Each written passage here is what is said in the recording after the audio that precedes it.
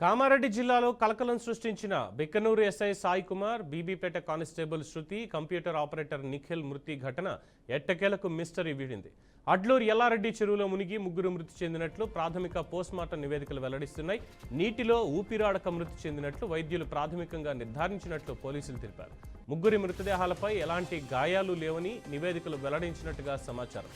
మొదటగా ఆత్మహత్య చేసుకోవడానికి శృతి చెరువులో దూకింది. శృతి తర్వాత దూకిన నిఖిల్ ఈత రాకపోవడంతో నిఖిల్ గల్లంతయ్యారు. శృతి కాపాడమని అడగడంతో ఎస్ఐ సాయి కుమార్ చెరువులోకి దూకాడు. చెరువు పెద్దది కావడంతో సాయి కుమార్ కూడా నీట మునిగారు. ముగ్గురికి ఈత రాకపోవడంతో ఊపిరి అడక ముగ్గురు మృతి చెందారు. కానిస్టేబుల్ శృతిని కాపాడే ప్రయత్నంలోనే ఎస్ఐ సాయి కుమార్, ఆపరేటర్ నిఖిల్ ఇద్దరు చెరువులోకి దూకినట్లుగా పోలీసులు గుర్తించారు. బిక్కనూరు పోలీస్ స్టేషన్ నుంచి అడ్లూరు ఎల్లారెడ్డి చెరువు వరకు రహదారి పొడవునా ఉన్న సీసీ కెమెరాల ఫుటేజీల్ని సేకరించారు. 25వ తేదీ బుధవారం మధ్యాహ్నం 1:26 ముగ్గురి సెల్ ఫోన్లు స్విచ్ ఆఫ్ అయినట్లు నిర్ధారణ అయింది. ముగ్గురు ఒకేసారి నీటిలో మునిగిపోయి ఉంటారని పోలీసులు భావిస్తున్నారు.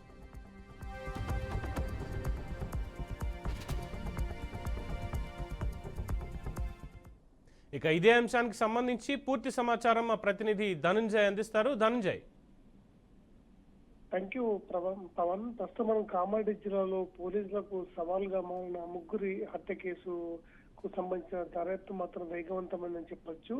ఎస్పీపై Telangana DGP DIG Chandrashekar Reddy serious అయ్యారని చెప్పి తెలుస్తుంది. దర్యాప్తును వేగవంతం చేయాలని ఇప్పటికే స్థానిక ఎస్పీకి ఆదేశాలు సైతం జారీ చేశారు. ప్రస్తుతం సాంకేతిక పరిజ్ఞానంతో డీకోడింగ్ పద్ధతిలో కేసు దర్యాప్తు చేస్తున్న పరిస్థితి ఇక్కడ మనం పోలీసులను చూస్తున్నాం. ఎందుకంటే ఈ నెల 25న కామారెడ్డి జిల్లా సదాశివనగర్ మండలం అడ్లూరు ఎల్లారెడ్డి పెద్ద చెరువులో బిక్నూరు ఎస్ఐ సాయి కుమార్, అదేవిధంగా బీబీపేట మహిళా కానిస్టేబుల్ శృతితో పాటు బీబీపేట సొసైటీ ఆపరేటర్ నిఖిల్ దూకి ఆత్మహత్య చేసుకున్నారు. కేసు విషయంలో ఈ రోజు చెరువు కట్ట వద్ద పోలీసులు రీకన్స్ట్రక్షన్ నిర్వహించారు. ఎందుకంటే ఎస్ఐ సాయి కుమార్ వద్ద సాయి కుమార్ నిలిపిన కారు ప్రదేశం అదే విధంగా చెరువు గట్టుపై ఉంచిన చెప్పులు, సెల్ ఫోన్లు ప్రదేశాలను పోలీసులు పరిశీలించారు. అనంతరం చెరువులో సాయి కుమార్, శృతి, నిఖిల్ దూకిన ప్రదేశాన్ని సైతం పరిశీలించారు. అయితే ధనుంజయ్ ఒకటి చెప్పండి, అంటే మనకి ఉన్న సమాచారం ప్రకారం ముగ్గురులో ముందు శృతి ఆత్మహత్య చేసుకోవడానికి ప్రయత్నించినప్పుడు వీళ్ళిద్దరూ కూడా కాపాడే ప్రయత్నంలో చెరువు పెద్దది కావడంతో నీట మునిగి చనిపోయారు అని తెలుస్తోంది. అయితే ముగ్గురు ఒకేసారి అంటే ఆత్మహత్య చేసుకోవడానికి ముగ్గురు ఎందుకని ఈ నిర్ణయం తీసుకున్నారు, లేదంటే శృతి ఆత్మహత్య చేసుకోవడానికి గల కారణాలు ఏంటి అన్నటువంటివి ఏమైనా తెలుసాయా?